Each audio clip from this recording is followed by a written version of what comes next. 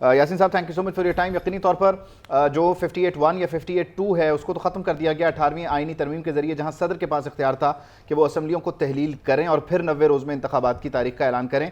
अब आर्टिकल 48 में बड़ा सिंपली ये लिखा हुआ है, बड़ी मुबहम सी लैंग्वेज है कि इफ़ द प्रेसिडेंट डिज़ोल्व्स। अब डिज़ोल्व करने का एक ही रास्ता है कि वज़ीर आज़म की एडवाइस पर होगा और फिर उसके बाद 90 दिन। तो ये 58 का रेफरेंस इलेक्शन कमीशन ने क्यों दिया, कैसे लॉजिकल है?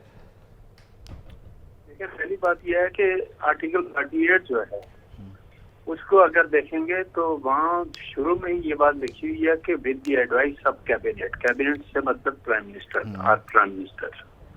तो जाहिर है कि जो कौमी असम्बली अपनी मुद्दत पूरी होने से पहले प्राइम मिनिस्टर ऑफ पाकिस्तान ने आइन के आर्टिकल 48 के तहत असम्बली को 2 दिन पहले डिसॉल्व करके सदर पाकिस्तान को भेज दिया कि ये असम्बली को डिसॉल्व कर रहे हैं। अगर असम्बली मेरे नज़दीक अपनी मुद्दत को पूरा कर लेती और मुद्दत पूरा होने के बाद अगर असम्बली तोड़ी जाती तो फिर सदर पाकिस्तान जो है ना डेट देने के मजाज हो सकते थे, लेकिन चूंकि असम्बली डिसॉल्व की गई एज पर advice of the prime minister of Pakistan, तो ऐसी सूरत है सदर साहब को डेट देने के इख्तियार नहीं है। अब इसी आइन का आर्टिकल 48(5) को पढ़ लें और आइन के आर्टिकल 48 में ये बिल्कुल क्लियर कट लिखा हुआ है कि जब सदर कौमी असम्बली को तहलील करें शेख नंबर 1 में शामिल किसी अमर के बावजूद तो वह असम्बली हम इंतखाबात के लिए तारीख मुकर्रर डिसॉल्व करें। यहाँ असम्बली ने अपनी मुद्दत पूरा करने के बाद डिसॉल्व नहीं हुई। अगर असम्बली अपनी मुद्दत करने के बाद डिसॉल्व हो जाती तो प्राइम मिनिस्टर की तो कानूनी हैसियत जो एडवाइस देने की थी वो खत्म हो जाती। अब पता नहीं सदर पाकिस्तान को कौन गाइड करता है। इससे पहले जो तो हमारे एक्ट साइफर का था या मिट्टी कोड एक्ट वाला, वो जो लेटर लिखा उसका तो तमाशा एक बना हुआ है, अब नया तमाशा है। और उसके बाद पार्लियामेंट के दोनों हाउसेस में बाकायदा इलेक्शन कमीशन ऑफ पाकिस्तान को इस बात का इख्तियार दिया कि आइंदा date election commission of Pakistan देगा। अब लोगों का कहना यह है कि आइन के आर्टिकल 48 में जो इलेक्शन एक्ट के अंदर तब्दीली हुई और ये डेट जो इलेक्शन कमीशन है तो 48 की बारी है। बिल्कुल मैं कहता हूँ यार ला जो है वो सब्जेक्ट टू जो हमारा आइन है उसके मुताबिक है, लेकिन 48 को पूरा पढ़ने तो ज्यादा समझ में आई। जो हम पूरा पढ़ने नहीं है और पूरा करने के बाद क्योंकि मेरे नजदीक असम्बली अपनी मुद्दत पूरी होने से 2 दिन पहले। लेकिन यासीन साहब, इसमें आपकी जो राय है उसमें एक चीज़ का मामला और भी है कि कहीं पर ये नहीं लिखा हुआ कि इलेक्शन कमीशन ने ये तारीख देनी है तो फिर इसके लिए वो सादा कानून साजी की गई। ये सादा कानून साजी कॉन्स्टिट्यूशन से सुप्रीम तो नहीं हो सकती ना? डेफिनेटली कॉन्स्टिट्यूशन ही सुप्रीम है, तो वहाँ पर सदर उसका लेवरेज ले रहे हैं। देखें, अगर ये बात आपकी मान ली जाए, बिल्कुल सही कह रहे हैं आप, अगर आपकी बात ये मान ली जाए, अभी तक किसी ने तो इस चीज को तो ऑनरेबल सुप्रीम कोर्ट में आप हर चीज को चैलेंज कर रहे हैं, इस पॉइंट की क्लैरिफिकेशन के लिए किसी ने तो कोई पिटीशन फाइल नहीं की सर। और फिर वही बात आ जाती है कि हर लीगल एक्सपर्ट अपने हिसाब से ओपिनियन देता है।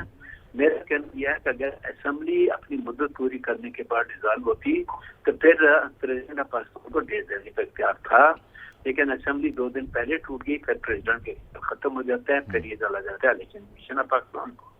अब इलेक्शन कमीशन ऑफ पाकिस्तान ने जो खत का जवाब दिया प्रेसिडेंट को, उसको आपने लॉ डिपार्टमेंट में भेज दिया। लॉ डिपार्टमेंट वाले क्या एडवाइस करते हैं, क्या एडवाइस करेंगे, डेफिनेटली इसको वेट करना होगा। यासीन साहब, आप प्लीज़ साथ ही रहिएगा, आपसे रिक्वेस्ट करेंगे। हामिद खान साहब ने मुझे ज्वाइन किया, सीनियर कानूनदान है।